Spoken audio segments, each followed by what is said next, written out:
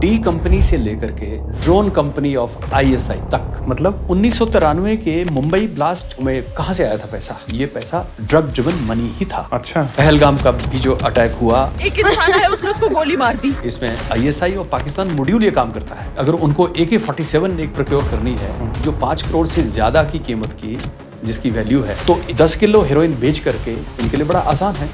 Do you think Pakistan के पास इन घटनाओं को अंजाम देने के लिए और टेरर ऑर्गेनाइजेशंस को फंड करने के लिए इनके पास पैसे हैं? नहीं, इसकी आपूर्ति ये ड्रग मनी से ही पूरी कर सकते हैं, अन्यथा नहीं। एक इंटेलिजेंस था हमारे पास कि कराची साइड से बेसिकली 20 किलो हेरोइन का कोई मूवमेंट है इंडिया की तरफ, तो हम उसको मॉनिटर कर रहे थे बड़े अच्छे से। तो उस दिन हमने ये पाया कि पाकिस्तानी रेंजर्स अपनी गाड़ी में उसको कंसाइनमेंट को लेके आए। मैं किसी समुदाय या किसी धर्म की बात नहीं करता, लेकिन समुदाय विशेष के लोग चिट्टा या हेरोइन का सेवन नहीं करते। अच्छा। इसमें हिंदू कम्युनिटी के लोग बहुत ज्यादा है। ये जो ड्रग रिहेबिलिटेशन सेंटर्स होते हैं, यहाँ पे जाने से यूथ जो है घबरा रहा है। यहाँ पे बहुत ज्यादा क्रूएलिटी भी होती है, ऐसा क्यों होता है? रिहैब सेंटर्स का सच क्या है? ऊना में वहाँ का जो इंचार्ज था कोई उस डी एडिक्शन सेंटर का, 10 बजे वो लड़कों को नंगा कर देता था। अच्छा। और बैंत रखे हुए थे उसने, और उनकी ट्रीटमेंट थी बैंत से उनको पीटना और सुबह तक उनको खड़े रखना। Oh my God. न जाने किसने माननीय मुख्यमंत्री जी को ये पढ़ा दिया कि साहब 30% नशा खत्म हो गया। एक रिपोर्ट में उन्होंने कहा है। मैं बड़ा परेशान था, कौन सा सर्वे हुआ, किसने किया, किस एजेंसी ने किया? वो जो सर्वे था वो विधानसभा में टेबल होना चाहिए था और विपक्ष को पूछना चाहिए था। The Himachali podcast. Narco terrorism, क्या आपने कभी इसके बारे में सुना है? अगर नहीं सुना है तो आज के पॉडकास्ट में आपको इसके बारे में जानने को मिलेगा, क्योंकि ये बहुत बड़ा फैक्टर है जो हमारे देश में टेररिज्म की एक्टिविटीज़ को बढ़ावा मिल रहा है। उसमें नार्को टेररिज्म कैसे हमारे देश को अंदर से खोखला कर रहा है, ये आपको आज इस पॉडकास्ट में देखने और सुनने को मिलेगा। नमस्ते, मैं उपदेश और आप जुड़ चुके हैं द हिमाचली पॉडकास्ट के साथ। आज के हमारे गेस्ट OP शर्मा जी, जिन्होंने हमें एक बार फिर से ज्वाइन किया है हमारे पॉडकास्ट पे। अगर आपने पिछला एपिसोड नहीं देखा है तो उड़ता हिमाचल के नाम से आपको हमारे इस YouTube चैनल पे मिल जाएगा, उसे भी ज़रूर देखिएगा। इस एपिसोड में OP शर्मा जी ने डिस्कस किया है नार्को टेररिज्म के बारे में और डी एडिक्शन सेंटर्स जो होते हैं उनमें किस तरीके से क्रूएल्टी होती है यूथ के साथ जो वहाँ पे डी एडिक्शन के लिए जाता है। और साथ ही बातचीत हुई है हिमाचल प्रदेश में बढ़ते हुए नशे के बारे में। आप जल्दी से इस एपिसोड को देखिए और हमारे YouTube चैनल को ज़रूर से सब्सक्राइब कर लीजिएगा।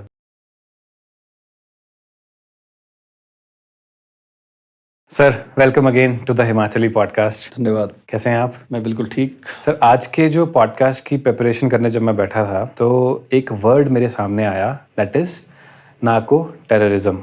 और मोटा मोटा जो समझ में आया वो ये कि ड्रग ट्रैफिकिंग के थ्रू पाकिस्तान का ISI जो पैसा यहाँ से जनरेट करता है वो टेरर ऑर्गेनाइजेशंस को फंड करने के लिए उसको यूज़ करता है, and that is called narco terrorism. तो आपसे डिटेल में जानना चाहते हैं हम, व्हाट इज़ नार्को टेररिज्म? देखिए उपदेश जी, नार्को टेररिज्म सिंपल शब्दों में यदि बताऊं जी, तो नारकोटिक्स की जो सेल्स ये करते हैं टेरर ऑर्गेनाइजेशंस, जिसमें ISI पाकिस्तान भी शामिल है, उससे जो पैसा अर्जित करते हैं उससे ये आतंकवाद की घटनाओं को अंजाम देते हैं, टेरर स्ट्राइक्स करते हैं। ये पैसा ना केवल भारत से इकट्ठा करते हैं, ये पूरी दुनिया में ड्रग्स की सप्लाईज करते हैं और इससे जितना भी आर्म्स एमुनिशन इनको चाहिए वो सब ये प्रोक्योर करते हैं और उसके बाद टेरर स्ट्राइक्स करते हैं। अब तो ड्रोन्स का जमाना है। आप जानते होंगे कि डी कंपनी से लेकर के ड्रोन कंपनी ऑफ ISI तक। डी कंपनी से ड्रोन कंपनी ऑफ ISI मतलब ये है कि डी कंपनी भी ड्रग्स के ऑपरेशंस में सम्मिलित रही और टेरर स्ट्राइक्स में उनका हाथ रहा। और जो डी कंपनी ऑफ ISI है, उन्होंने रिसेंटली जो अभी वॉर लाइक सिचुएशंस यहाँ पे पैदा कर दी थी, ये भी ड्रग के ऊपर ही आधारित है, ड्रग मनी से ही फंडेड ये जो पहलगाम का भी जो अटैक हुआ, इसमें लश्कर तैयबा ने जो इसका ये जो जिम्मा उठाया है, या इसमें जैश मोहम्मद भी हो सकता है, ठीक है। They are backed by the ISI of Pakistan, है ना। ISI और पाकिस्तान मॉड्यूल ये काम करता है, ठीक है। तो ये कहीं ना कहीं इनके पास जितने भी वेपन्स हैं, जितना भी एम्यूनिशन इनके पास आता है, ये ड्रग की सेल्स से ही ये प्रोक्योरमेंट होता है। मैं थोड़ा सा पीछे ले जाऊंगा आपको। आपने पहले वर्ड यूज किया D company. What is D company? 1993 के मुंबई ब्लास्ट केस से तो आप थोड़े परिचित होंगे। बिल्कुल, ब्लास्ट हुआ था इतने बहुत। बड़े इन्होंने टेरर ऑपरेशंस किए। जी जी। कहाँ से आया था पैसा? ये पैसा ड्रग ड्रिवन मनी ही था। अच्छा। जी हाँ, देखिए सिंपल बात है, टेरर ऑर्गेनाइजेशंस को आतंकवादी स्ट्राइक्स करने के लिए बहुत सा आर्म्स एमुनिशन चाहिए होता है और अपने कैंप्स को चलाने के लिए भी बहुत सारा अवैध पैसा इनको चाहिए, इलिसिट मनी जिसको हम कहते चाहिए इनको। Right. और उसके लिए ये अलग अलग तरह की आपराधिक घटनाओं को अंजाम देते हैं। ब्लैक मार्केट से अगर उनको AK-47 एक प्रोक्योर करनी है जो 5 करोड़ से ज्यादा की कीमत की, जिसकी वैल्यू है, तो 1 किलो हेरोइन या 10 किलो हेरोइन बेच करके इनके लिए बड़ा आसान है। ड्रग मनी ही इनको ये जितने भी इनके जो आर्म्स एमुनिशंस हैं, इतना महंगा जो काम है इनका खरीदते हैं, ये उसी से पूरा इसकी आपूर्ति ये ड्रग मनी से ही पूरी कर सकते हैं, अन्यथा नहीं। पाकिस्तान के पास कौन सा पैसा है? डू यू थिंक पाकिस्तान के पास इन घटनाओं को अंजाम देने के लिए और टेरर ऑर्गेनाइजेशंस को फंड करने के लिए इनके पास पैसे हैं? नहीं, ये सारा पैसा ड्रग इंडिया में और विश्व में भी अलग अलग जगहों में पहुंचा करके ये लोग ये पैसा अर्जित करते हैं। और मैं बताना चाहूँगा कि लगभग 30 से 40% जो सेल्स किसी भी जैसे कंट्री में होती है, जैसे माना इंडिया में इन्होंने ड्रग भेजी है, तो यहाँ पे भले ही वो 5 करोड़ या 3 करोड़ की या 4 करोड़ की वैल्यू स्ट्रीट प्राइस होगा, उसका लगभग 20 से 40% जो पैसा है वो आतंकवादी संगठनों तक पहुंचेगा, यानी कि ISI और पाकिस्तान तक पहुंचेगा। वो उसके बाद फर्दर उनको फंडिंग वो करेंगे, क्योंकि उनको ट्रेनिंग्स करना है, इनको इनके बेस कैंप्स बनाने हैं, इनको ये जो लॉन्च पैड जिनको हम कहते हैं, है ना, ये इन्होंने चलाने होते हैं, तो उस पर इनके खर्चे आते हैं। तो इन आतंकवादी घटनाओं को अंजाम देने के लिए ये पैसा सारा ड्रग मनी से। और देखो कितनी आश्चर्यजनक बात है और ये कितनी सीरियस बात है कि भारत में इतनी बड़ी मार्केट ड्रग कंजम्पशन की पैदा हो गई है। हाँ, एक बार डेटा देखा था जो उसके अकॉर्डिंगली लास्ट 2024 में 17,000 करोड़ के आसपास जो है सीज किया गया है। ये तो सीज किया है जो, और ये लार्जेस्ट था इंडिपेंडेंस के बाद।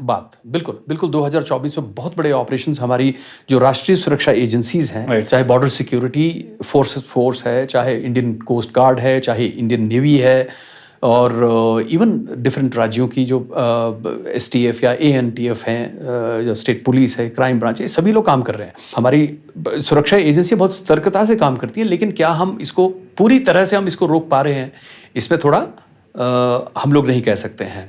मुश्किल इसलिए होगी है कि हमने डी कंपनी की बात करी या ड्रोन कंपनी की जो बात करी नहीं, डी कंपनी की पहले बात करते हैं। डी कंपनी दाऊद इब्राहिम वाली कंपनी, वो दाऊद इब्राहिम वाली कंपनी। अच्छा, इनका काम यही था, ये इसी तरह से ये ऑपरेट करते थे।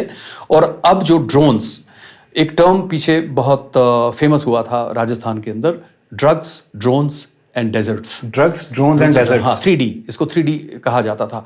आपने देखा होगा श्रीगंगानगर में पिछले कुछ महीनों में, लगभग 1 साल में आप देखेंगे कि बहुत सारी खेपें हेरोइन की पाकिस्तान की ISI ने ड्रोन्स के माध्यम से श्रीगंगानगर डिस्ट्रिक्ट में भेजी हैं। न्यूज़ आती रहती है। हाँ, एक अनूपगढ़ जगह है, श्रीगंगानगर डिस्ट्रिक्ट के डिफरेंट पार्ट्स में इन्होंने वो भेजी, और बॉर्डर सिक्योरिटी फोर्स ने बड़ी मुस्तैदी से बहुत सारी खेपें इनकी पकड़ी भी हैं। पर बहुत सारी ऐसी खेपें भी तो होंगी ना जो पकड़ी नहीं गई होंगी। हाँ, तो अभी रिसेंट तरन तारण का केस आप परसों का देख लीजिए, 2-3 दिन पहले का जो केस है, जिसमें 85 किलो हेरोइन तरन तारण डिस्ट्रिक्ट में है। वो जो 500 पुलिस ने 400-500 करोड़ रुपए के आसपास। हाँ, ये जो कहा जा रहा है 400-500 करोड़, 500 करोड़ की जो वैल्यू का जो ड्रग है वो बताया जा रहा है, उसमें 3 लोग उसमें शामिल थे। कोई मेडिकल प्रोफेशनल भी था ना कोई उसमें एक फार्मासिस्ट उसमें इन्वॉल्व था। और देखिए इसमें मुझे थोड़ा एक बात मुझे मैं कहना चाहता हूँ अपनी ऑडियंस को भी, और मैं सरकार तक भी इस बात को पहुंचाना चाहता हूँ कि ये जो ड्रग की जो हम वैल्यू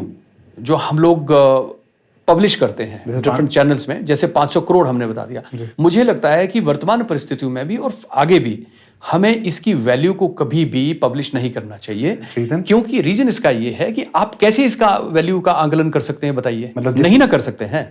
आप कैसे करेंगे? आपने देखा है क्या कि कितना स्ट्रीट में कितना पैसा किसी एक पर्टिकुलर कंसाइनमेंट से पैदा होता है, कितने में बिकता है, कितने में नहीं बिकता है? क्या इसका कोई ऑथेंटिक कोई सर्वे है क्या? नहीं है।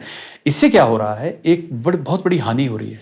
वो ये हो रही है कि बहुत से लोग इसको अपना धंधा अपनाना चाहते हैं, क्योंकि उनको ये लगता है कि इतने पैसे तो ले लो रिस्क, चाहे आर या पार की लड़ाई लड़ते हैं।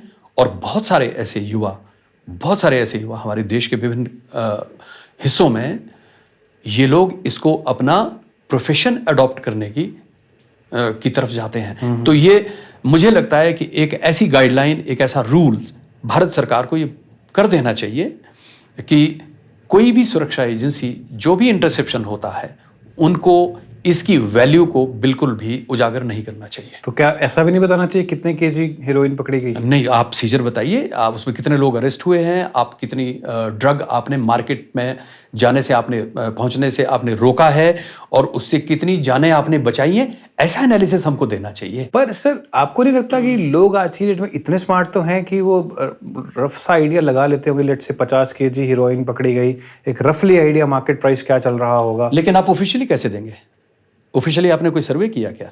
क्या ऐसा कोई मैकेनिज्म है? क्या ऑफिशियल मैकेनिज्म है? वो तो आप ही बता पाए। मैं ये कह रहा हूं कि समाज में जो भ्रांति पैदा होती है और कई बारी बहुत से अनएम्प्लॉयड यूथ है, लोग जो जिनके पास पैसे नहीं हैं और जिनके पास लूज करने के लिए कुछ नहीं है, वो इसको धंधा बनाने की सोचते हैं और ऐसे नेटवर्क्स के साथ जुड़ जाते हैं। अब आतंकवादी संगठनों के साथ भी तो पाकिस्तान में लोग कौन जुड़ते हैं? जो अनएम्प्लॉयड होते जिनके पास कुछ भी नहीं है या जिनको खोने के लिए कुछ नहीं है, या उनको इतना हेविली ड्रग कर देते हैं, वो है ना, ब्रेन वॉश कर देते हैं कि वो इस एक्टिविटी को चूज करते हैं। उन्हें ये समझ नहीं आता कि आगे क्या होने वाला है या वो क्या काम कर रहे हैं, कितनी हानि पहुंचा रहे हैं, पूरी विश्व शांति को वो नुकसान पहुंचा रहे हैं। मैं वापस आता हूं, 85 किलो का जो केस अभी पंजाब पुलिस ने अभी सीजर इफेक्ट किया है तरन तारण डिस्ट्रिक्ट के अंदर। क्या केस क्या था एग्जैक्टली? ये केस था जिसमें पाकिस्तान से ड्रोन्स के माध्यम से हेरोइन पंजाब में पहुंची और एक फार्मासिस्ट ने उसको प्रोक्योर किया। पंजाब पुलिस ने पहले 5 किलो उससे सीज करा। उसके बाद सब्सिक्वेंटली उसने अपनी स्टेटमेंट्स में डिस्क्लोज किया कि 40 किलो उसने राख सराय अमानत जगह पे उसने उसको स्टोर किया हुआ है। अच्छा। और 40 किलो उसने अपनी वॉशिंग मशीन में अपने घर में उसको स्टोर किया है। अच्छा। तो उसके बाद पुलिस ने फॉलो अप एक्शंस के अंदर दोनों जगह पे रेड्स करी और 85 किलो हेरोइन अभी उन्होंने बरामद करी। तो ये भी ड्रोन्स के माध्यम से यहाँ पे आई और ISI ऑफ पाकिस्तान का इसमें हाथ है। तो सोचिए अगर ये 85 केजी है और ये पकड़ा गया है, इसके अलावा ये भाई साहब अगर एक्टिव थे तो कितने टाइम से एक्टिव होंगे और कितनी और ज्यादा हीरोइन आई होगी यहाँ पे? नहीं, देखिए, ऑफ लेट कुछ सालों से, 1-2 सालों से पाकिस्तान की ISI ने यही मोडस ऑपरेंडी अपनाया हुआ है, चाहे वो जैसलमेर के इलाके में हो, श्री गंगानगर वाले इलाके में हो, चाहे पंजाब के अंदर हो। अब देखिए ना, एक 10 किलो का केस फिरोजपुर में हुआ है। 10 किलो का जो केस फिरोजपुर में हुआ था उसमें 3 लड़के इसमें शामिल थे। अच्छा। और उसमें एक तो 22 वर्ष का था, एक 19 वर्ष का और 30 वर्ष का युवक थे। इतने छोटे छोटे बच्चे ये लोग इन्वॉल्व थे और 10 किलो हेरोइन उन्होंने ड्रोन के माध्यम से मंगवाया और उसमें भी पाकिस्तान की ISI का हाथ है। तो ये ड्रोन्स को के जो सफल परीक्षण इन्होंने ISI और पाकिस्तान ने पहले ड्रग को भेजने में किए और बाद में अब इन्होंने, जब ये वॉर लाइक सिचुएशंस अभी पैदा हुई ऑपरेशन सिंदूर के बाद, तो ड्रोन्स का इस्तेमाल किस लिए किया जा रहा था? अटैक करने के लिए। ब्लास्टिंग मटेरियल ही तो भेजा जा रहा था, एम्यूनिशन ही भेजा जा रहा था ना। 2 किलो 3 किलो का पेलोड उसके ऊपर भेजते थे ये लोग। ठीक है, ये अलग बात है कि हमने उनमें से किसी एक भी ड्रोन को सक्सेसफुली यहाँ पे आने नहीं दिया और हमने, हमारी सुरक्षा एजेंसी, हमारी फौजों ने उनको आसमान में ही मार गिराया। हमारा एयर डिफेंस बहुत स्ट्रांग था। ड्रग्स और एम्यूनिशन, ये दोनों चीजों में ड्रोन्स का ये लेटेस्ट मोडस ऑपरेंडी है पाकिस्तान की ISI का। क्योंकि हमारी ग्राउंड लेवल पे हमारी सुरक्षा एजेंसियां और इवन हमारी सी रूट्स पे भी जितने भी हमारे ऐसे जो हमारी जैसे इंडियन कोस्ट गार्ड है, इंडियन नेवी है, बहुत मुस्तैदी से काम कर रहे हैं। Border security force otherwise physically like ground के ऊपर बहुत सतर्क हैं और इंटरसेप्शंस कर रहे हैं।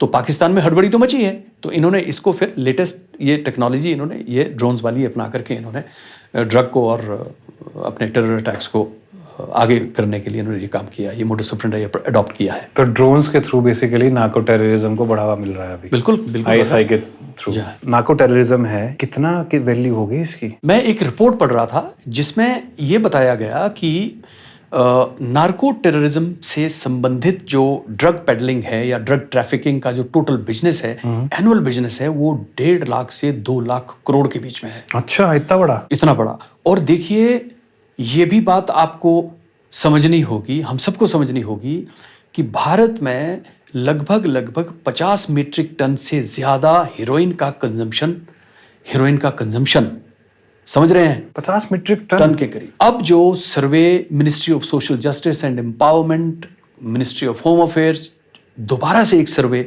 पूरे देश में कर रही है कि जस्ट टू नो कि कितना ड्रग अब्यूज प्रीवेलेंस हो चुका है, कितना कंजम्पशन हो चुका है। और जो कुछ प्रिलिमिनरी कुछ रिपोर्ट्स आ रही तो बड़ी चौंकाने वाली हैं कि ये बहुत बढ़ने वाला है, आंकड़ा सामने आने वाला है। इसीलिए तो भारत सरकार ने, माननीय प्रधानमंत्री जी ने, माननीय गृह मंत्री जी ने 2047 तक भारत को नशा मुक्त करने का संकल्प पहले ही ले लिया है। विकसित और भारत? उसके नहीं, नशा मुक्त भारत अभियान उसी के तहत, इसी संकल्प के तहत लॉन्च किया गया है। अच्छा, देखिए अभी जो मोडस ऑपरेंडी है पाकिस्तान का, ISIO पाकिस्तान का, उसको बहुत बुरी तरह से हमने हिट किया है और इसी संकल्प के चलते ये सब हुआ। तो आप कह रहे हो कि जो ऑपरेशन सिंदूर हमें करना पड़ा बिकॉज जो पहलगाम में जो इंसिडेंट हुआ था वो सब चीज़ें जो है कनेक्टेड हैं नार्को टेररिज्म से।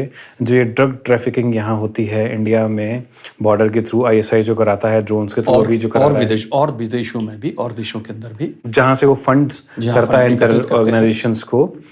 मेरे को एक चीज़ और फिर समझ में आ रही है कि जो फिर अच्छा ठीक है वहाँ से ड्रग्स इंडिया में आ रही है, चिट्टा अगर यूथ कंज्यूम कर रहा है, हीरोइन अगर कोई यूथ कंज्यूम कर रहा है, तो बेसिकली वो भी उन टेररिस्टों को ही सपोर्ट कर रहा है। ऐसा 30-40% पैसा जो यहाँ का इन स्ट्रीट से, इन गलियों से जो जा रहा है, वो पैसा अंततः चाहे हवाला ट्रांजैक्शन के माध्यम से, क्रिप्टो करेंसी, कुछ भी इसका मोड हो, यह अल्टीमेटली टेरर ऑर्गेनाइजेशंस को फंड करता है, वहां तक ये पहुंचता है। अच्छा, है ना। इसीलिए मैं अपनी फेसबुक पे भी एक बार मैंने ये लिखा था कि हमें उधर तो स्ट्राइक करने की आवश्यकता ही है ही, और हमने बड़ी सफलतापूर्वक उसको अंजाम भी दिया है और हम सफल हुए हैं। यह स्ट्राइक भारत के अंदर, हमारे देश के अंदर भी जो छुपे जयचंद हैं, जो इस नार्को टेररिज्म या यूं कहिए कि नार्कोटिक्स की स्मगलिंग के साथ जुड़े हुए हैं, यहाँ पे भी एक स्ट्राइक हमको बहुत बड़ी करने की आवश्यकता है। यार इस बारे में मैंने ऑनेस्टली बताऊं कभी सोचा ही नहीं इस तरीके से कि नहीं, हम तो बहुत पहले से सोच रहे हैं। जब हम नार्कोटिक्स कंट्रोल ब्यूरो में थे, हमें मालूम था कि ISIO पाकिस्तान ये तो अपनी गाड़ियों में बॉर्डर तक कंसाइनमेंट छोड़ने के लिए आते थे। अच्छा। ये तस्करों को वहां तक लेके आते थे। उसके बाद ये मैंने एक 9 किलो हेरोइन का जो केस हमने किया था BSF के साथ अजनाला सेक्टर में, उसमें ISIO पाकिस्तान की, पाकिस्तानी रेंजर्स की जो एक जिप्सी थी गाड़ी, उसमें 200 मीटर पीछे छोड़ करके उनको इन्होंने भेजा इधर। क्या उसमें केस हमने था? उसको ऐसे केस था कि इसमें एक इंटेलिजेंस था हमारे पास कि कराची साइड से बेसिकली 20 किलो हेरोइन का कोई मूवमेंट है इंडिया की तरफ, तो हम उसको मॉनिटर कर रहे थे बड़े अच्छे से, ठीक है।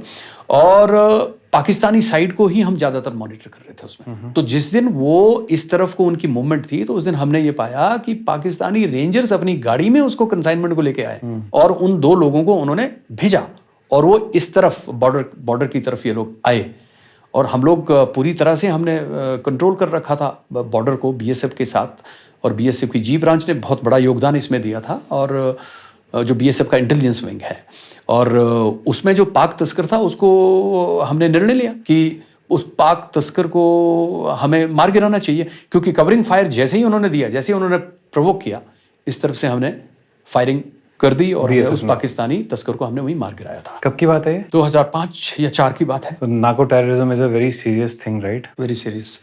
इसमें देश की आंतरिक सुरक्षा और बाहरी अटैक्स से भी सुरक्षा का मामला है। आंतरिक सुरक्षा कैसे? कि इसी ड्रग को का सेवन करके, ड्रग अब्यूज करके हमारे लोगों का पैसा जा रहा है, लीच आउट हो रहा है, गरीबी छा रही है, ठीक है, लोग बीमार हो रहे हैं, मेंटल हेल्थ के पेशेंट्स के जो नंबर है वो एकदम से बढ़ रहा है, क्राइम बहुत बढ़ रहा है, और क्राइम बढ़ रहा है, वो तो है ही है, Right. देखिए ना। लेकिन समाज के अंदर कितनी बड़ी समस्या आ रही है, Right. देश का भविष्य बिल्कुल खतरे में ऐसा नजर आता है हमें। Right. मैं ये समझता हूं कि इसी पैसे से, जब जैसा हमने कहा कि टेरर अटैक्स होते हैं, तो हमें अपने जवानों को खोना पड़ता है, हमें अपने सिविलियंस को खोना पड़ गया अभी, है ना। जब ऑपरेशन सिंदूर हुआ तो हमारी और भी तो क्षति हुई है ना इससे। Right. हमारी डिफेंस फोर्स से कितना पैसा लगा होगा, देश का कितना धन इस पे हमको व्यय करना पड़ा है ना। तो मेरी युवाओं से बड़ी करबद्ध, युवाओं से भी और किसी भी ऐसे व्यक्ति से जो नशे का सेवन कर रहा है, खास करके चिट्टा और हेरोइन जैसे वो सेवन कर रहा है। भाई अपने राष्ट्र के बारे में सोचो, अपने बारे में सोचिए, अपने परिवार के बारे में सोचिए। तो देश के बारे में सोचेंगे तो आप कम से कम इस नशे को नहीं करेंगे। तो इसको ना करें तो अच्छा है, अन्यथा ये इसी तरह का खेल चलता रहेगा। मोटा मोटा जो मेरे को समझ में आया वो ये कि हमारा ही पैसा, हमारे ही जवानों के अगेंस्ट, हमारे ही लोगों के अगेंस्ट वहाँ पे जो पाकिस्तान है वो यूज कर रहा है। यहाँ हम कंज्यूम कर रहे हैं, यहाँ के लोग चिट्टा हुआ, हेरोइन हुई, ठीक है, किसी भी तरह का नशा, और उसका पैसा जब वहाँ जा रहा है हवाला के थ्रू या जैसे भी जा रहा है, उसी से हथियार खरीदे जा रहे हैं, उसी से ही फिर ये टेरर अटैक्स हो रहे हैं। एक और बात मैं थोड़ा सा जरूर मेंशन करना चाहूँगा, जो मेरी भी ग्राउंड लेवल स्टडीज चलती रहती हैं। मैं किसी समुदाय या किसी धर्म की बात नहीं करता, लेकिन समुदाय विशेष के लोग चिट्टा या हेरोइन का सेवन नहीं करते। अच्छा, इसमें हिंदू कम्युनिटी के लोग बहुत ज्यादा है। ये कहाँ से डेटा निकाला आपने? आप देख लीजिएगा, ड्रग कंजम्पशन में हिंदुओं के बच्चे ज्यादा हैं। अच्छा, यस। ऐसा क्यों होता होगा? पता नहीं, इसके ऊपर हमारी यूनिवर्सिटीज़ को, हमारे ऐसे संबंधित विभागों को रिसर्च करना चाहिए। मेरा बिल्कुल ये उद्देश्य नहीं है कि किसी मतलब धर्म के आधार पे इस बात को करने का, लेकिन ट्रैफिकिंग में एक विशेष समुदाय के लोग ज़्यादा इन्वॉल्व हैं और कंजम्पशन में हिंदू कम्युनिटी के लोग बहुत ज़्यादा इन्वॉल्व हैं। कोई फैक्ट है आपके पास इसका? कोई मतलब जिस बेस पे आप ये चीज़ बोल रहे हो, या कुछ थोड़ा सा रेफरेंस पॉइंट? अब उनके वहाँ तो ये एक किस्म का फतवा ही है, समझ लीजिए कि एक कोड ऑफ कंडक्ट है कि नशा नहीं करेंगे लोग। हालांकि पाकिस्तान के अंदर भुखमरी और गरीबी इतनी ज़्यादा है, स्ट्रेस लेवल है, इसलिए वहाँ पे ड्रग कंजम्पशन बहुत होती है। पर हमारे यहाँ भारत में तो are you targeting the Muslim community? मतलब I am not targeting, but data जो मैंने देखा है, that way Muslims are good, वो अच्छा है, वो अपनी देखभाल कर रहे हैं, वो इसका कंजम्पशन नहीं करते। हिंदू समुदाय के लोगों को इन्हीं को ज़्यादा ललक है नशा करने की, शराबें भी पीनी, चरस भी पीनी, वहाँ से फिर चिट्टा भी पीना, फिर हीरोइन में भी चले जाना, क्या क्या नहीं करना। बाकी चीज़ों के बारे में हम नाम नहीं लेंगे क्योंकि फिर वो बड़ा गड़बड़ हो जाता। बात कहाँ से कहाँ जा रही है? मैं कहता हूँ कि जब भारत सरकार अब सर्वे तो कर ही रही है, और राज्यों को भी, सभी राज्यों को भी सर्वे करना चाहिए, और ये भी देखा जाना चाहिए कि किस किस समुदाय के लोग, कैसे कैसे, किस इकोनॉमिक ग्रुप के लोग, है ना, किस किस वर्ग के लोग ज़्यादा नशा कर रहे हैं। इसकी स्टडी होनी चाहिए, आंतरिक स्टडी है, मतलब सर्वेज हैं, होने चाहिए, और इसके विश्लेषण होने चाहिए, और उस तरह से कम्युनिटीज़ को आपको जाकर के अवेयर करना चाहिए। पर आपका डेटा का रेफरेंस पॉइंट कोई नहीं है, आपका जैसा जनरल ऑब्जर्वेशन है? मेरी अपनी ऑब्जर्वेशन देखिए, मैं पंजाब, हरियाणा, जम्मू कश्मीर, हिमाचल प्रदेश, चंडीगढ़, इतना तो काम किया है, और बाहर भी जाता रहता हूँ। मैं मालदीव में भी गया हूँ, वहाँ उल्टा है, वहाँ टूरिज्म की वजह से, वहाँ नार्को टूरिज्म का कहर था। अच्छा, मालदीव्स में? हाँ। कैसे? मुस्लिम देश होते हुए भी बहुत ज़्यादा लोग ड्रग्स में हैं। हमने देखे, उनके डी एडिक्शन सेंटर्स को विजिट करके आया। सार्क नेशंस की कॉन्फ्रेंस में मैं भारत की तरफ से, एनसीबी की तरफ से मैंने प्रतिनिधित्व किया था, और increasing drug use among young people in SAARC nation states, ये हमारा विषय था, और उसके लिए मुझे भेजा गया था उसको स्टडी करने के लिए। तो वहाँ पे United nation office on drug and crime से भी अधिकारी थे, सार्क नेशंस के एक्सपर्ट्स थे, भारत, पाकिस्तान वगैरह, हम जितने भी साउथ एशियन नेशंस हैं सभी लोग थे। तो सभी ने अपनी अपनी प्रेजेंटेशंस दी, उसमें सब कुछ हमने देखा। तो मालदीव तो होस्ट कर रहा था, तो वहाँ फिर हम लोग बहुत सारे डी एडिक्शन सेंटर्स देखने गए। तो वहाँ हमने देखा कि ये सब होते हुए भी उनका धर्म इसको अलाउ भी नहीं करता, उसके बावजूद भी। क्यों? क्योंकि पैसा। सिर्फ धर्म तो हमारा भी अलाउ नहीं करता है, उसकी वजह से। बीइंग अ हिंदू, हमारे धर्म में, हमारे शास्त्रों में कहाँ लिखा है कि आप ये चीज कीजिए? धर्म तो किसी का भी नहीं। मैं तो ये कह ही नहीं रहा हूँ, मैं कह रहा हूँ कि एक धर्म विशेष के व्यक्ति इसका सेवन नहीं करते हैं यहाँ पे भारत में, और एक धर्म विशेष आप कह रहे हो नहीं करते हैं, मतलब कि कोई करता ही नहीं है? अधिकतर नहीं करते हैं, जो मैंने पाया है। ओके, ये पहली बार सुना मैंने ऑनेस्टली। नहीं, बिल्कुल, ये समझना पड़ेगा, अभी आने वाले समय में और चीजें आएंगी सामने, इसीलिए सर्वेक्षण बड़ा आवश्यक है। नशा निवारण बोर्ड की पहली बैठक में मैंने प्रदेश सरकार को यही रिकमेंड किया था कि सबसे पहले जो समस्या है उसको समझने का प्रयास हमको रिसर्च करके अपने समाज के अंदर सर्वे करके हमें जानना होगा। आज तक नहीं हुआ। कोई ऐसी कोई स्टडी आएगी सामने तो प्लीज मेरे साथ भी शेयर कीजिएगा। बिल्कुल, हम करेंगे, हम एज ए सिविल सोसाइटी हम करेंगे। मुझे लगता है ये बहुत जरूरी है, आवश्यक है। एक चीज और मेरे सामने आई इस पॉडकास्ट की प्रिपरेशन करते टाइम पे, कि ये जो ड्रग रिहेबिलिटेशन सेंटर्स होते हैं, यहाँ पे जाने से यूथ जो है घबरा रहा है, डर रहा है आज की डेट में। कुछ लोग होते हैं कि ठीक है, किसी बैड कंपनी में पड़ गए, नशे का कंजप्शन शुरू कर दिया अज्यूमिंग या कोई भी एबीसी सर्कमस्टांसेस हुए, next step is what? Next step यही होता है, रिहैब सेंटर्स में जाना होता है। तो वहां पे वो लोग जाने से डर रहे हैं। एक सोसाइटी का स्टिग्मा, दूसरा कुछ उनको डर रहता है कि सर्वेलेंस वगैरह उनका कहीं वो ना हो बाद में भी, ताकि उनको फिर वो अपना फ़ोन पे भी बात करने से किसी से डरते हैं, यू नो, इस टाइप की चीज़ें कुछ स्टडीज़ मैंने देखी। और एक और इम्पॉर्टेंट चीज़ जो सामने आई मेरे, वो थी जो ये रिहैब सेंटर्स हैं, यहाँ पे बहुत ज़्यादा क्रूएलिटी भी होती है। और कुछ आर्टिकल्स मैंने रखे हैं निकाल के, मैं क्या जब आप आएंगे तो आपके साथ डिस्कस करूँगा। मैं आपको बताता हूँ, मैं कोट एग्जैक्ट पढ़ के बताता हूँ ताकि अपने मन घड़न बात ना हो, कुछ भी ऐसी चीज़ ना हो। नहीं, बिल्कुल इस तरह की बातें होती हैं, हमारे सामने भी आई हैं। ये कुछ आर्टिकल्स हैं, मैंने सर्च करे थे। तो ये आर्टिकल है द प्रिंट का, और ये आर्टिकल 2022 का है, 17 मार्च 2022 का।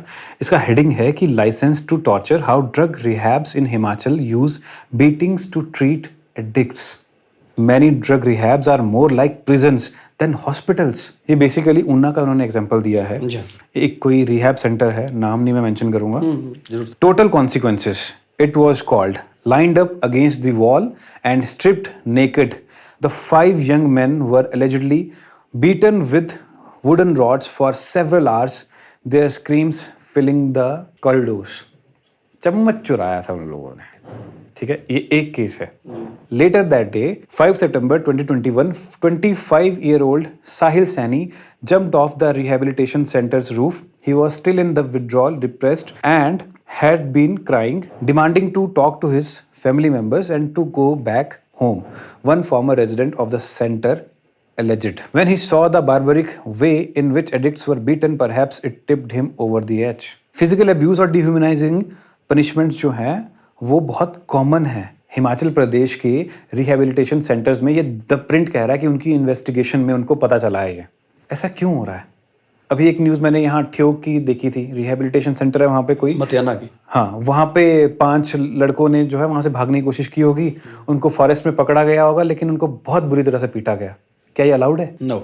और ये द आर्टिकल पता क्या कहता है? ये आर्टिकल कहता है कि हिमाचल प्रदेश में 74 लाइसेंस्ड रिहेबिलिटेशन सेंटर है। ये 2022 का आर्टिकल है उसके अकॉर्डिंगली, जिसमें से 27 तो उस टाइम पे ऊना में ही लोकेटेड थे।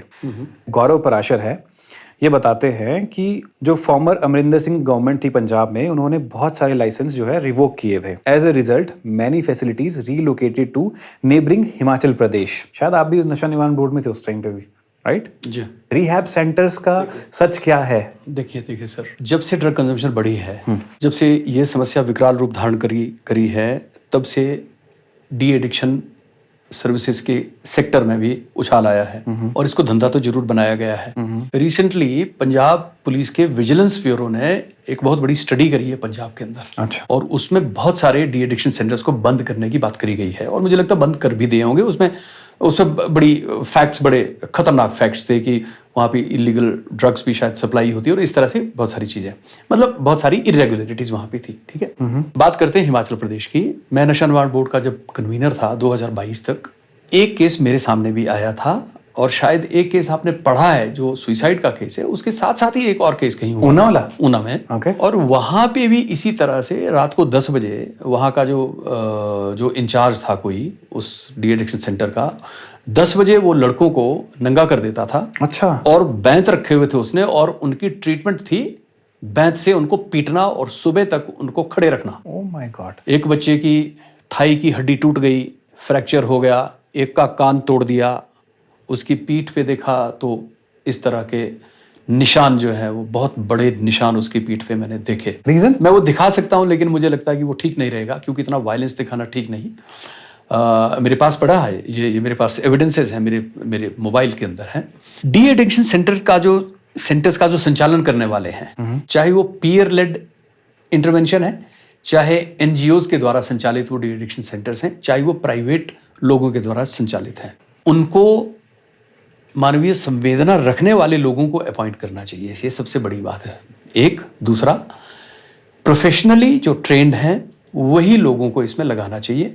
हालांकि जो स्टेट मेंटल हेल्थ एक्ट है उसके जो प्रोविजंस हैं वो बिल्कुल यही कहते हैं कि आपके पास जो मैन पावर है बहुत अच्छी और बड़ी संवेदना रखने वाली होनी चाहिए। पंजाब के बॉर्डर पे ऊना डिस्ट्रिक्ट में हुआ क्या कि जब पंजाब में, ये बिल्कुल ठीक है, जो गौरव करके जिसने कहा है, गौरव पराशर कोई है, इन्होंने ठीक कहा कि जब पंजाब गवर्नमेंट ने वहां डिसीजन लिया तो ये लोग जो थे, जो पैसा बनाने वाले, इन लोगों ने ये शिफ्ट कर दिया हिमाचल प्रदेश के।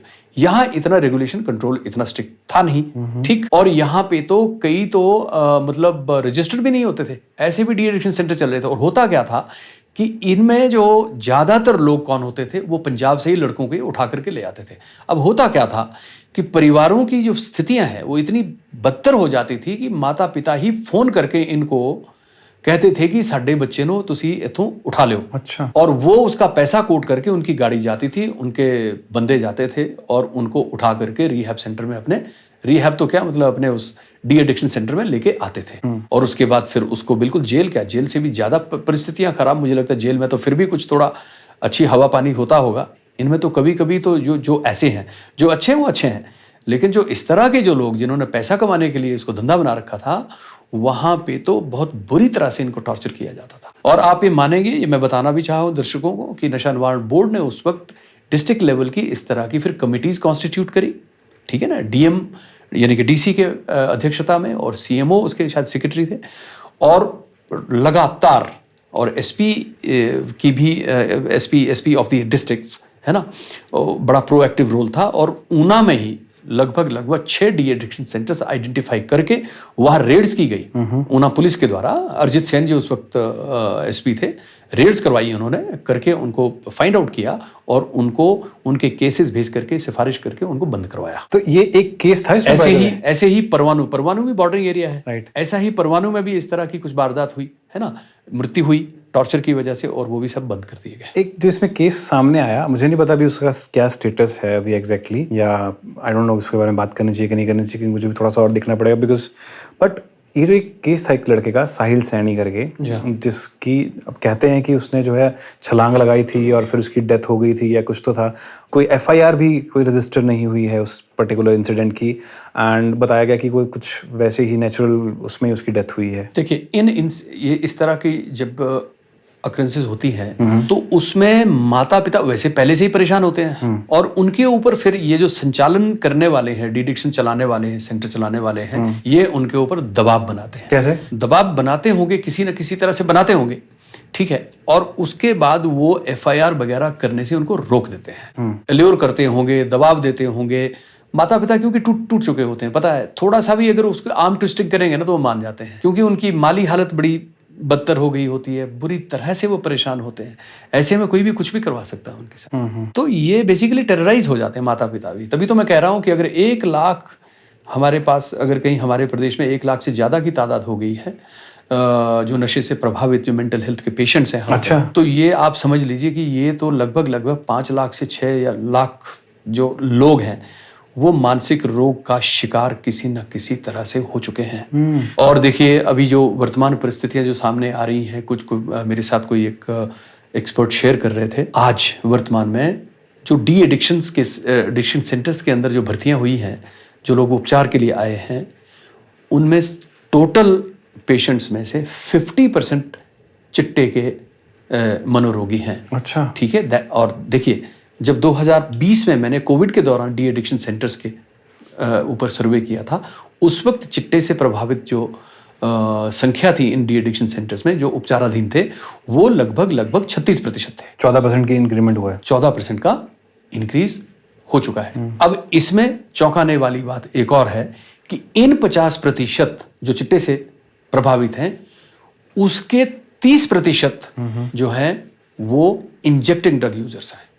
यानी कि वो उस समय सीमा को लांघ चुके हैं कि वो स्निफिंग से या किसी और तरह से उसका सेवन नहीं कर रहे हैं, वो सीधा इंजेक्शन से, है ना, ड्रग को इंजेक्ट कर रहे हैं। यानी कि अब उनके पास बड़ा कम समय है। और हमारे पास डी एडिक्शन सेंटर्स जो प्रोफेशनली हैंडल किए जाने चाहिए, और मैं तो समझता हूँ कि सरकार को ये काम करना चाहिए अधिकतर, क्योंकि साइकेट्रिस्ट हमारे पास मोस्टली सरकारी अपने मेडिकल कॉलेजेस में है या हमारे रीजनल हॉस्पिटल्स में अवेलेबल हैं, तो ये वहाँ पे ये काम होना चाहिए।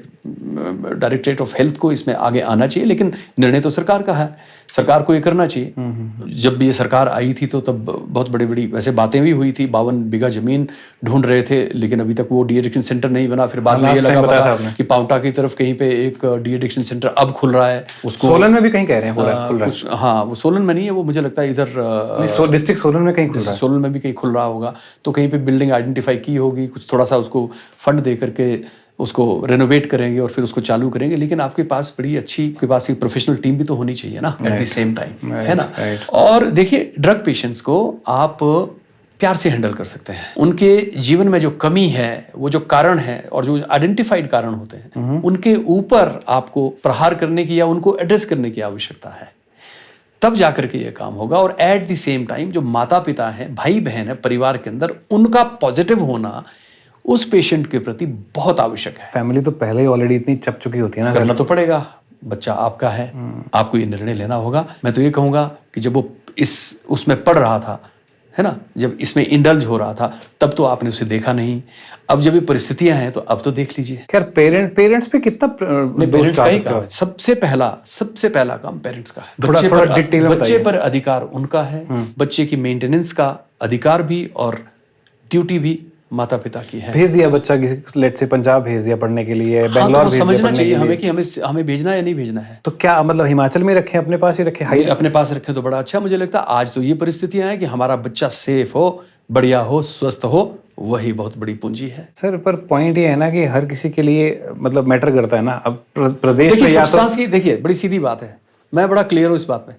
सब्सटेंस की अवेलेबिलिटी गली गली में इतनी ज्यादा हो चुकी है, हम इसको रोक ही नहीं पाए, क्योंकि जब समय था रोकने का तब तो हमने रोका नहीं। पता है एक चीज, क्या आपको आप एक मिनट मेरी बात सुनिए। कैनबिस का इतना तांडव अभी भी कुल्लू डिस्ट्रिक्ट के जंगलों में चल रहा है, क्या हमने उसको रोकने का प्रयास किया? अच्छा, एकीकृत नशा निवारण नीति में पूरे प्रावधान किए गए, आप क्यों नहीं कर रहे उसको? वर्तमान में लॉन्चिंग चल रही है ओपीएम की।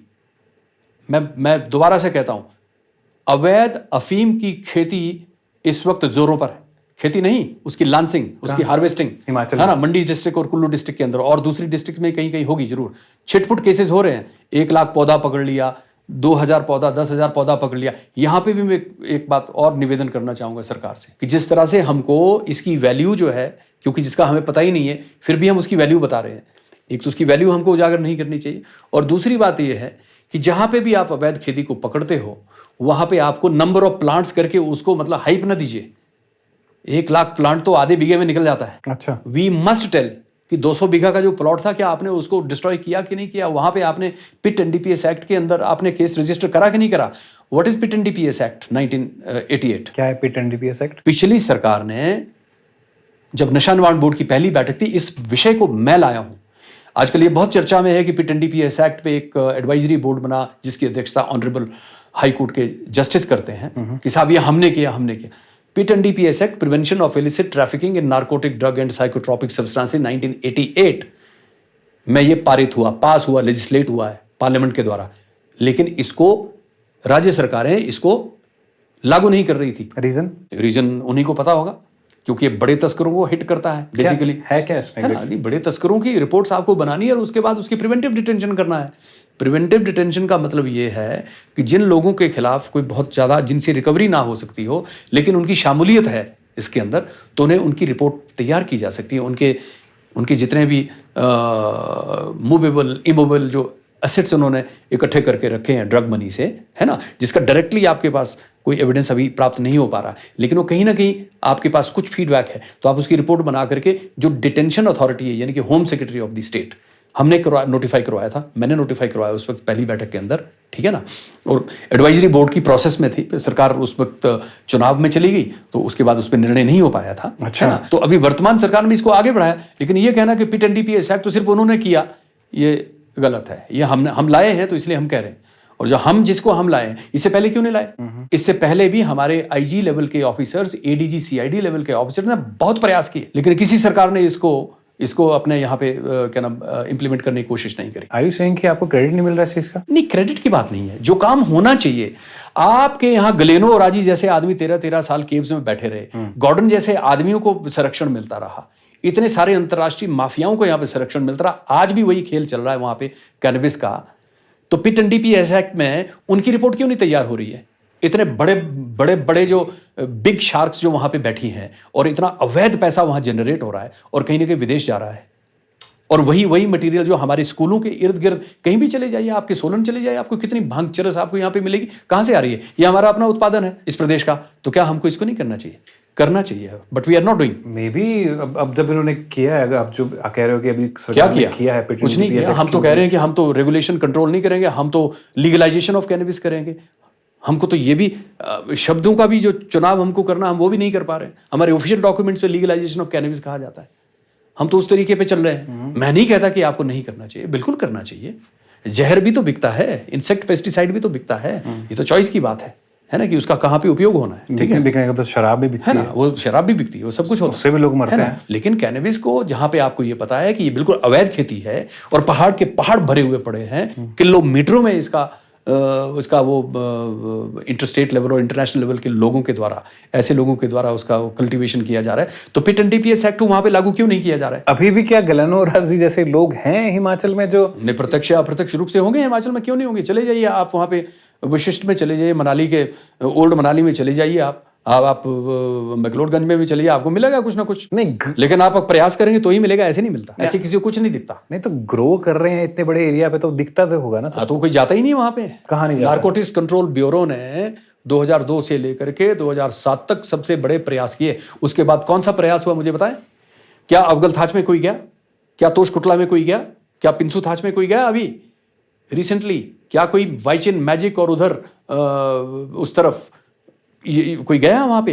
मलंद्र थाच में कोई गया? अगर गए भी होंगे तो हमें कैसे पता? नहीं, मुझे तो एक रिपोर्ट मिली कि कहीं पे गड़सा या कोई जगह थी कुल्लू जिला की, वहां पे एक पार्टी वहां चली भी गई, 200 बीघा खेती थी, देख कर उसके बाद वापस आ गए। 200 bigha is a huge land sir. Come on, it is in thousands of acres, thousands of acres. 200 bigha कुछ भी नहीं है, इट्स अ पीनट। लेकिन उसको भी देख करके वापस आ गए। अभी मंडी जिला का एक कोई जगह है, डुंजा करके एक जगह है, वहां जाके मुझे पता लगा, पता नहीं कौन सा अधिकारी किस तरह का, किस डिपार्टमेंट का, जा करके वो वहां से वैसे पैसे ही लेकर के आ गया। ऐसी सूचनाएं आती हैं और वो लॉन्चिंग कर रहे हैं, बढ़िया अफीम उगा रहे हैं, और ऊपर से बगीचा लग रहा है, नीचे से अफीम उग रही है। मैं आपको फोटो दूंगा, आप लगा लीजिएगा। लेकिन फिर वही बात है, हम अब इसको करेंगे तो फिर वो मुश्किल हो जाती है कि ये चीज़ें प्रसारित नहीं होनी चाहिए। नहीं, अगर ये ऐसी चीजें तो ऑब्वियसली बात है, पुलिस भी बोलेगा कि यार तुम वहां शो कर रहे हो, इसको यहाँ पे हमारे पास ले आओ। नहीं, आपके पास क्यों ले आए? आपको पता होना चाहिए। हमने स्पेशल टास्क फोर्स का गठन किया अभी, बड़े हमने उससे हर्षोल्लास के साथ एसटीएफ को हमने बनाया। हम कह रहे थे कि एंटी नारकोटिक्स टास्क फोर्स को सुदृढ़ किया जाए, दे दो 50 करोड़ 100 करोड़ रुपए anti narcotics task force of the state CID Himachal Pradesh police. उसको क्यों आप स्ट्रेंथन नहीं करते हैं? आपने एक पैरेलल ऑर्गेनाइजेशन बना दिया एसटीएफ का, लेकिन आपने उनको टेबल कुर्सी दी है? कितनी गाड़ियां आपने उनको दी हैं? आपने कितने नाकाबंदी आपने करी है? What will they do? You have appointed the superintendent of police. आपने हो सकता है थाने भी आपने वो कर दिए। कितनी मैन पावर दी आपने? एसपी एसटीएफ जो इसके लिए नारकोटिक्स के लिए कुछ अलग हुआ है? हाँ, 3-4 उसमें जोन्स बनाए होंगे, Okay. क्षेत्र बनाए होंगे। नहीं होंगे, नहीं हैं या बनाए हैं। अच्छा। और वो काम कर रहे होंगे। मतलब एक जो रेंज है, जैसे साउथ नॉर्थ सेंट्रल रेंजेस है ना, पुलिस की जहाँ पे डीआईजीज बैठते हैं, तो वहां पे उन्होंने उस तरह से एसपीज को अभी अपॉइंट किया। पीछे मैं पढ़ रहा था, लेकिन उनके पास बैठने की ढंग की जगह नहीं है, उनके पास काम करने के लिए उनके पास कोई उनको कोई गैजेट चाहिए, उनको बहुत सारी चीजें चाहिए। आप उनको ये कहोगे कि साहब आप पहले ना केस वेस करके पहले बताइए हमको, केस वेस करके दिखाइए, उसके बाद हम कुछ करेंगे। This is the way you want to handle the drug problem in the state. You're making a big claim कि मतलब No, it is not a claim. तो वो बताएं फिर। मुझे लगता है सरकार को मीडिया के सामने आना चाहिए कि उन्होंने इतने करोड़ रुपए, इतने पैसे एसटीएफ को एलोकेट किया है, और अगर एएनटीएफ को नहीं किया तो वो क्यों किया है, ये भी बताना चाहिए। जब भारत सरकार एक यूनिफाइड सिस्टम तैयार कर रही है, सभी प्रदेशों में एंटी नारकोटिक्स टास्क फोर्सेस का गठन किया गया है, ताकि केंद्र सरकार से उनको जो जरूरतें हैं, डिमांड्स हैं, वो केंद्र सरकार उसको पूरा करे, और राज्य सरकार भी अपना भी उसमें योगदान करे। ठीक है, तो आपको एसटीएफ बनाने की क्या आवश्यकता थी? चलो हम कहते हैं बनाइए, आप पुलिस के अंदर 10 तरह के ऑर्गेनाइजेशन बना दीजिए। लेकिन हमने तो कहा था नशा निवारण बोर्ड की बैठक में कि एक डेडिकेटेड फोर्स बननी चाहिए, और वो कॉम्प्रिहेंसिव, मतलब वो कॉम्प्रिहेंसिवली देखे, एक ही छत के नीचे एक डायरेक्टरेट बने, और उसमें कमांडोज भी हों, उसमें ट्रेन्ड ऑफिसर्स हों, वैश्विक स्तर का उनका प्रशिक्षण होना चाहिए। हमने 120 अधिकारियों को करा, पिछले 2.5 साल में मुझे बताइए एक अधिकारी को प्रशिक्षण दिया गया हो? Is this the way we want to tackle the drug problem? और फिर आप कह रहे हो कि हफ्ते में एक बच्चा मर रहा है और एक महीने में 4-4, 5-5 यहाँ पे मृत्यु हो रही है, मृत्यु दर बढ़ी जा रही है, इंजेक्टेड ड्रग यूजर बढ़ रहे हैं, और हम ये क्लेम कर रहे हैं। न जाने किसने माननीय मुख्यमंत्री जी को ये पढ़ा दिया कि साहब 30% नशा खत्म हो गया। हाँ, एक रिपोर्ट में उन्होंने कहा है। मैं बड़ा परेशान था। कौन सा सर्वे हुआ? किसने किया? किस एजेंसी ने किया? नहीं, वो टेबल होनी चाहिए थी। वो इनफैक्ट वो जो सर्वे था वो विधानसभा में टेबल होना चाहिए था और विपक्ष को पूछना चाहिए था। उस पर उन्होंने नंबर ऑफ केसेस कोट किए हैं। नंबर ऑफ केसेस क्या फर्क पड़ता है? नंबर ऑफ केसेस से इसका मतलब ये है कि मतलब उतना नशा खत्म हो गया? टेल मी वन थिंग, 2002 से लेकर के 2007 तक बहुत सारे ऑपरेशंस हुए। एनसीबी ने भी बहुत ऑपरेशन हिमाचल प्रदेश के में किए, बहुत सारा ड्रग मार्केट में जाने से रोका। हिमाचल प्रदेश पुलिस ने भी सैकड़ों केसेस किए। अब तो हजारों केसेस हो रहे हैं। तो अगर 2007 में 2%, सिर्फ 2% का आंकड़ा था ड्रग अब्यूज का, नशाखोरी का, तो आज आप 36% क्यों हैं? आज ये आंकड़ा 50 पे कैसे पहुंच गया? क्या हम ये मानेंगे कि अब हमने इतने ज्यादा केसेस बना दिए, कल को आप 10,000 केसेस आप बना देंगे, दैट मीन्स कि नशा खत्म हो गया? ज्यादा मुझे लगता है हमें सीरियसली इस पे एनालिसिस करनी चाहिए। सरकार का से मेरा निवेदन है, एक्सपर्ट्स लोगों को वहां बिठाइए भाई, और उसको इस पे काम पे लगाइए। और नशा मुक्त हिमाचल, स्वस्थ एवं समृद्ध हिमाचल, भारतीय जनता पार्टी की पिछली सरकार ने ये मिशन नशा निवारण बोर्ड की बैठक में तमाम एजेंसीज और सभी लोग उसमें थे, ठीक है, बैठे थे, उन्होंने इसको पास किया था। और जो मुख्य सचिव है ना, वो नशा निवारण बोर्ड के, वो उसके एग्जीक्यूटिव कमेटी के चेयरमैन है, मिस्टर अनिल खाची थे। उस वक्त उन्होंने वॉलंटियर किया था कि जब परिस्थिति इतनी भयावह हो रही है तो मैं वॉलंटियर करता हूं कि मैं executive committee for implementation of whatever decisions have been taken in the नशा निवारण board meeting today, I will implement this. क्या बढ़िया उनका जैसा। हमारे आजकल के माननीय मुख्य सचिव महोदय ने तो कुछ किया ही नहीं। मुख्य सचिव नशा निवारण बोर्ड भी है, बिना किसी कन्वीनर, किसी एडवाइजर के अभी बना दिया। मुझे लगता है कि मेरा ये भी निवेदन है माननीय मुख्यमंत्री जी से कि महाराज आप तो बहुत संवेदनशील हैं, कृपया किसी एक्सपर्ट को लगाइए, बाहर से बुलाइए, जो एलिजिबिलिटी क्राइटेरिया है सूटेबल कैंडिडेट को लाइए। अपने प्रदेश को बचाने के लिए आप करना पड़ेगा, उसको तनख्वाह लगाइए, उसको पैराफर्नीलिया दीजिए, उसको दफ्तर दीजिए, उसको तमाम सहूलतें दीजिए ताकि वो काम करें। सरकार कह रही है कि हमने नंबर ऑफ केसेस पकड़ लिए हैं बहुत ज्यादा, बहुत सारे हमने नशा तस्करों को पकड़ा है और हम लगे हुए हैं इस चीज के ऊपर। ठीक है, आप लगे हुए हैं, वो दिखता है, वो आज से नहीं, जब से एनडीपीएस एक्ट 1985 काम एग्जिस्टेंस में, तब से हम लगे हुए हैं। पॉइंट पता क्या, देखो मैं नहीं जानता सरकार कैसे ऑपरेट कर रही है, ये सरकार हो पिछली सरकार हो, देखो मेरे को उस चीज से कुछ लेना देना नहीं। ऑनेस्टली मैं आपको एक जनरल बात बताता हूँ। मैं कोई टारगेट थोड़ी कर रहा हूँ, मैं कह रहा हूँ कि ये चीजें हो रही हैं, तो इससे क्या है कि कंटिन्यूटी जो है वो टूट रही है। मैं ना एक जनरल, एक आम व्यक्ति की बात बताता हूँ। देखो हमारी भी बातचीत होती है सब जगह से, राइट, समाज में। मेरे को इतना पता है कि आज हिमाचल में सरकार चाहे कुछ मर्जी क्लेम कर ले, beat Congress beat BJP, right, कुछ मर्जी क्लेम कर ले कि हमने इतना काम कर लिया, हमने ये कर लिया ना, आम व्यक्ति से आके पूछो कभी, आम व्यक्ति आपको बता देगा कि फलाना वाला बंदा जो है ना उसके वो नशा तस्करी करता है।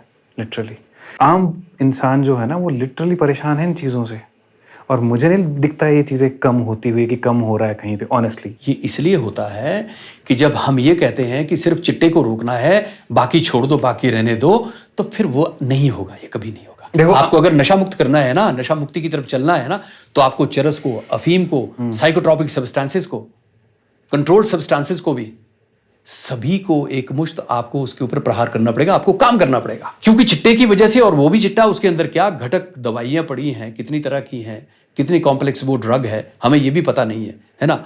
सिर्फ उसी को हमने रोकना है और उसी के लिए हम लोग अभियान चलाएंगे, बाकी चरस को छोड़ देंगे और वो आपराधिक काम वो चलते रहेंगे, तो उससे हमारी प्रायोरिटी और हमारी वचनबद्धता पे फर्क पड़ता है, हमारी इफेक्टिवनेस पे फर्क पड़ता है। नंबर ऑफ केसेस ज्यादा बनाने से आपको लगता है फर्क पड़ेगा? मैं तो कहता हूँ चुनिंदा केसेस बनाए, बड़े नेटवर्क उध्वस्त करेंगे, छोटे अपने आप मर जाते हैं। मेरे को एक बात बताइए, हीरोइन अगर किसी के पास पकड़ी जाती है तो चाहे किस मात्रा में होती है, इसके ऊपर केस बनता है? थोड़ी सी भी हो? नहीं, वो तो अगर कंज्यूम भी किया हो और उसका टेस्ट अगर हो जाए तो भी 6 साल की उसको सजा है, तब भी उसको कर सकते हैं, है ना।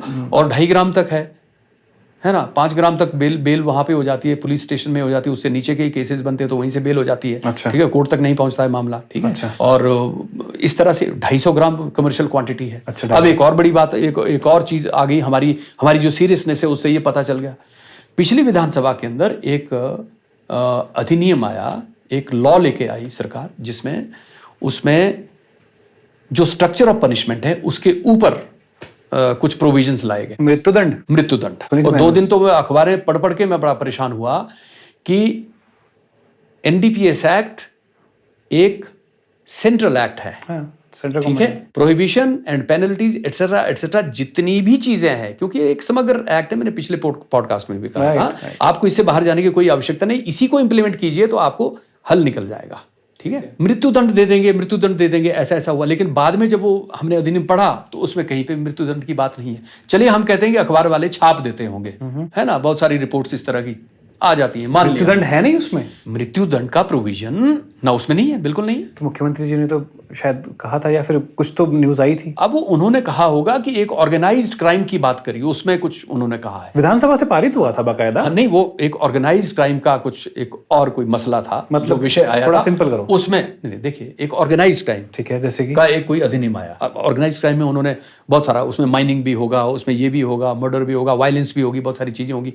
है ना। हालांकि एनडीपीएस एक्ट के तहत आने वाले मुद्दे भी ऑर्गेनाइज क्राइम में ही आते हैं, ये कोई अनऑर्गेनाइज सेक्टर नहीं है, ठीक है ना। पर चलिए, लेकिन ये तो अधिनियम जो नंबर 6 है शायद ऑफ 2025, है ना, इस पे इन्होंने ड्रग्स, अब इसमें नाम कैसे बदला, देखिए, narcotic drug and psychotropic substances act 1985 जो प्रिंसिपल एक्ट है, NDPS। और ये सेंट्रल एक्ट है, इसको आप ओवरराइड नहीं कर सकते, पार्लियामेंट के पास पावर है, लेकिन यहां पे लाया गया, ठीक, और इसको लाया गया drugs and controlled substances, controlled substances, हाँ, प्रिवेंशन एक्ट करके इस तरह से लाया गया। अब मुझे लगता है लिखने वालों ने ये भी नहीं जानने की कोशिश करी कि भाई ड्रग्स है तो थोड़ा नार्कोटिक ड्रग्स अलग चीज होती है, साइकोट्रॉपिक सब्सटेंसेस अलग चीज होती है, और कंट्रोल्ड सब्सटेंसेस अलग होती है, जैसे कि एसिटिक एनहाइड्राइड, आप एग्जांपल बताइए इन सब ठीक का। है, कैनबिस है, चरस है, ठीक है, हेरोइन है, ये नार्कोटिक ड्रग्स है, ओपियम है, कोकेन है, ये नार्कोटिक ड्रग्स, ठीक है। फिर सेमी सिंथेटिक ड्रग्स बन जाती हैं, जैसे हेरोइन है, ये ओपियोइड इनको हम कहते हैं, ठीक है। फिर जो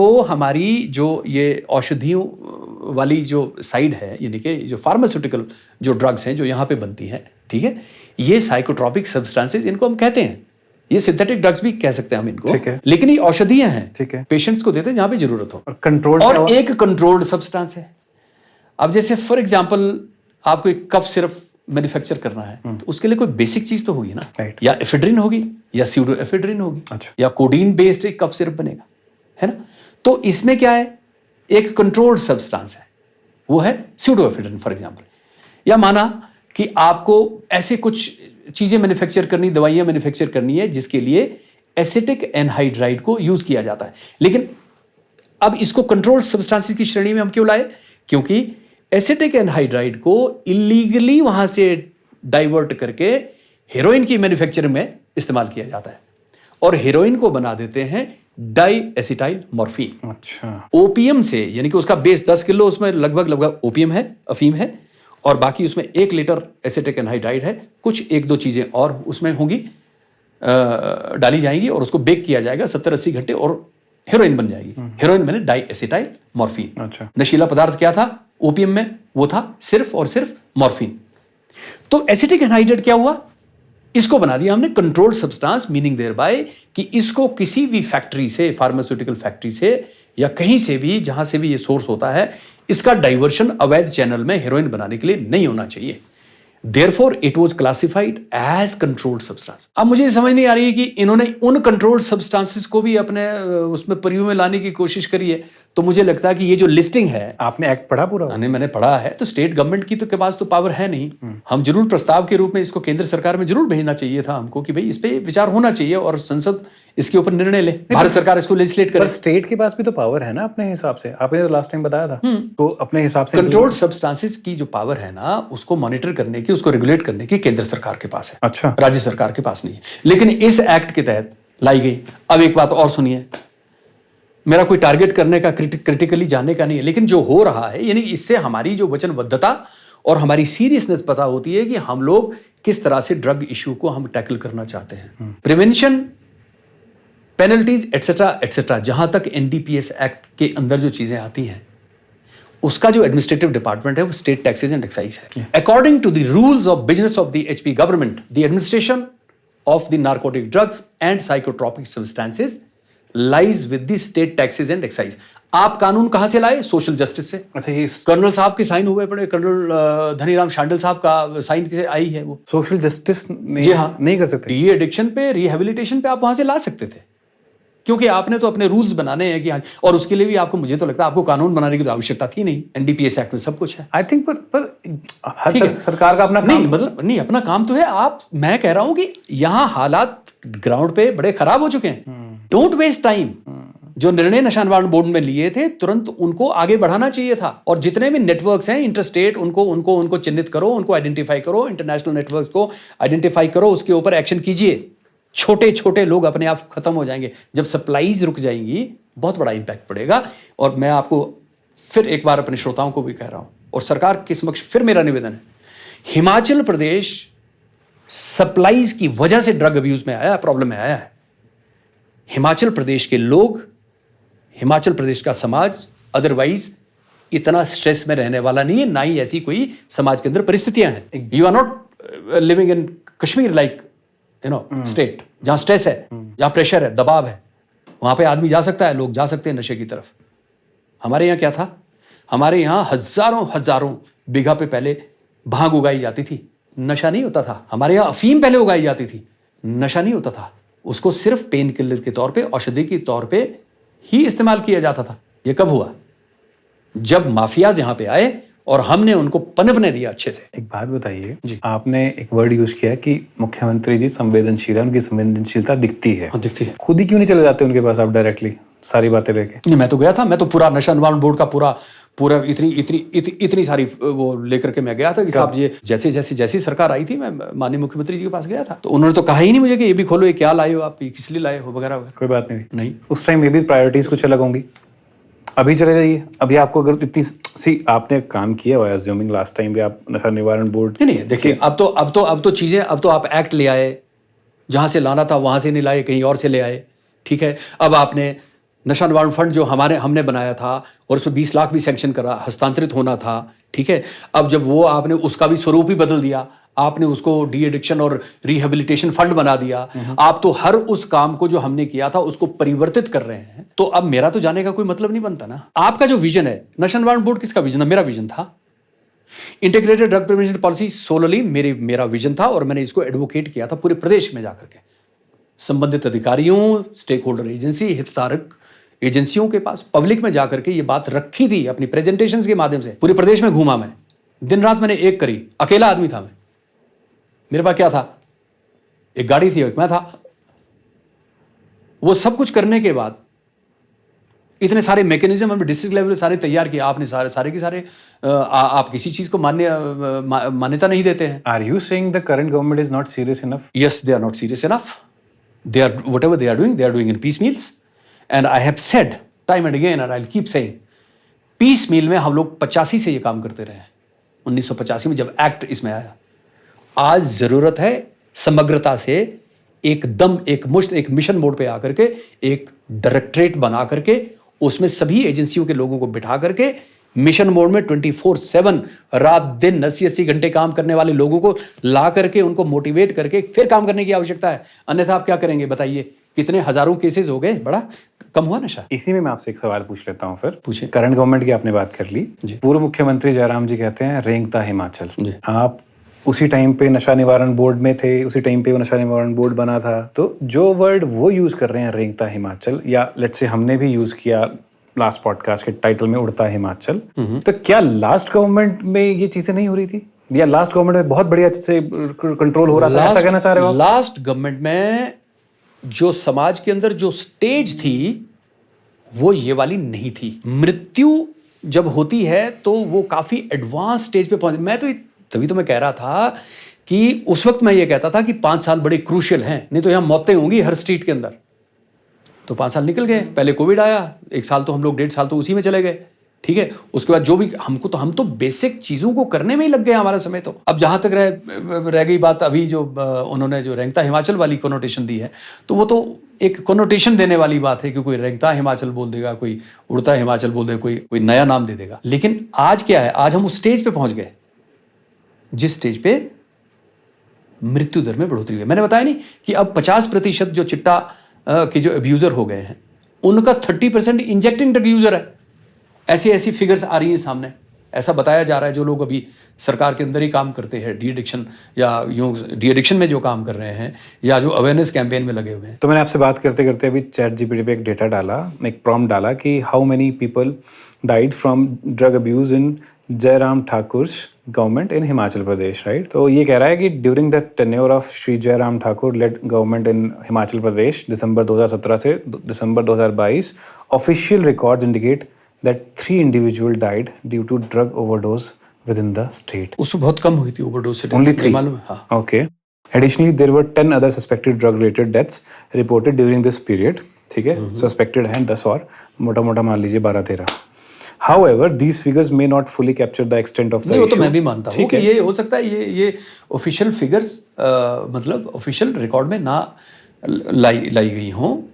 देखिए, पता है समय समय के साथ समाज भी जागरूक होता है और अब धीरे धीरे लोग ये कहने लगे हैं, रिपोर्ट भी करने लगे हैं। और अभी मैंने करंट सीएम जो है हमारे सुखविंदर सिंह सुक्खू जी, उनकी सरकार के अंडर अभी 2.5-3 साल हुए हैं, इस टेन्योर में कितनी डेथ हुई है वो मैंने चेक किया इसमें। तो ये बता रहा है कि बिटवीन फरवरी 2022 एंड फरवरी 2025 तक 38 डेथ्स जो है रिपोर्ट हो चुकी हैं। ठीक है। वहाँ वो 3 बता रहा था रिपोर्टेड और यहाँ 38 बता रहा। हाँ, तो मतलब उस हिसाब से देखें तो मैं इसका जवाब देता हूँ कि पिछली सरकार के समय भी कुछ डेथ्स नहीं रिपोर्ट हुई होगी, अब की सरकार के समय भी डेथ्स नहीं रिपोर्ट हुई होंगी। ठीक है ना, क्योंकि every death is not being reported. लेकिन इतना जरूर है कि अभी कुछ ही दिन पहले मुझे पता लगा था फागली का एक बच्चा he was brought dead in IGMC. ठीक है, और वो ब्रॉड डेड लाया गया। ठीक है। अच्छा। लेकिन उसकी डेथ तो चिट्टा से हुई थी। अच्छा। ठीक है, तो रिपोर्ट नहीं हुआ। तो बहुत सारे ऐसे केसेस हैं जो रिपोर्ट नहीं होते हैं, बहुत सारे केसेस हैं जो हॉस्पिटल पहुंचते ही नहीं है। और देखिए ये जो संख्या है ना जो अभी बताई जा रही है, इसके जो लगभग 30%, लगभग 50% का लगभग 30% जो है, ठीक है, ये इंजेक्टिंग ड्रग यूज़र है। अगर ये डी एडिक्शन सेंटर में कहीं अच्छी तरह से नहीं पहुंचा तो हम क्या कह सकते हैं। एक तो मैंने वो न्यूज़ देखी थी, वो मंडी के इंदिरा मार्केट में एक वो टॉयलेट में ही एक ओवरडोज से बल वैली की हालत बड़ी खराब है, तलियाड़, मंडी, बल, even Sarkaghat, everywhere it has prevailed like cancer, I am telling you. और प्रॉब्लम कहाँ आई है मालूम है, पिछली सरकार ने जो काम शुरू किया था ना, वहां से इस काम को आगे बढ़ा लेते और फंडिंग जो है ANTF को कंटिन्यू करते। और जो कमांडो आपने कहा है कि 1200 हम तैयार कर रहे हैं, अभी तक आए नहीं वो बाहर। ठीक है ना, अभी ठीक है ना, वो सीएम सर ने बोला। हाँ, सीएम सर ने बोला लगे हैं वो भी कोशिश में, ऐसा प्रतीत हो रहा है कि अब वो आएंगे। अब वो कब आएंगे, लेकिन तब तक कहीं 1,500 वैसे ही रिटायर हो जाएंगे तो वो उनकी जगह में भेजने पड़ेंगे। तो क्या वो STF के लिए, ANTF के लिए वो डेडिकेटेड मैनर में होंगे या नहीं होंगे, ये हमें पता नहीं है।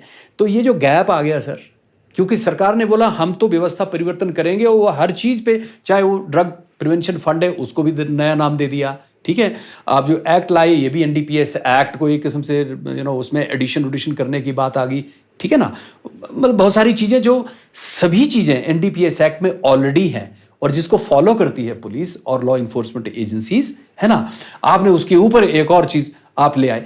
तो ये जो समय की जो बर्बादी हो रही है और मैकेनिज्म जो सेट नहीं हो पा रहे हैं, एस्टैब्लिश नहीं हो पा रहे हैं, ये इसी का खामियाजा हमको भुगतना पड़ेगा, क्योंकि हमको कांग्रेस BJP छोड़ना पड़ेगा। राइट। और हमको प्रदेश के लिए काम करना पड़ेगा। और दूसरा, हमारा कोई समन्वय, कोई भी कोऑर्डिनेशन हमारा पड़ोसी राज्यों के साथ बिल्कुल नहीं है।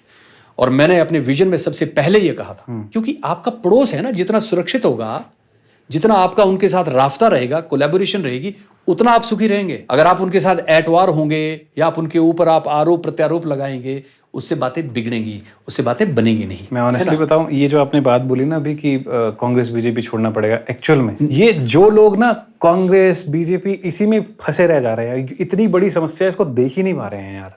इतने लोग मर रहे हैं, अब तो यार प्रत्यक्षम किम प्रमाणम, सामने सामने लोग मरे जा रहे हैं यार, बच्चे मरे जा रहे हैं 19-20 साल के यार। मुझ पे तो आरोप यही है कि तो BJP का आदमी है, क्योंकि इसका अपॉइंटमेंट BJP ने किया था, इसलिए ये तो क्योंकि अब क्वालिफिकेशन है वहाँ पे।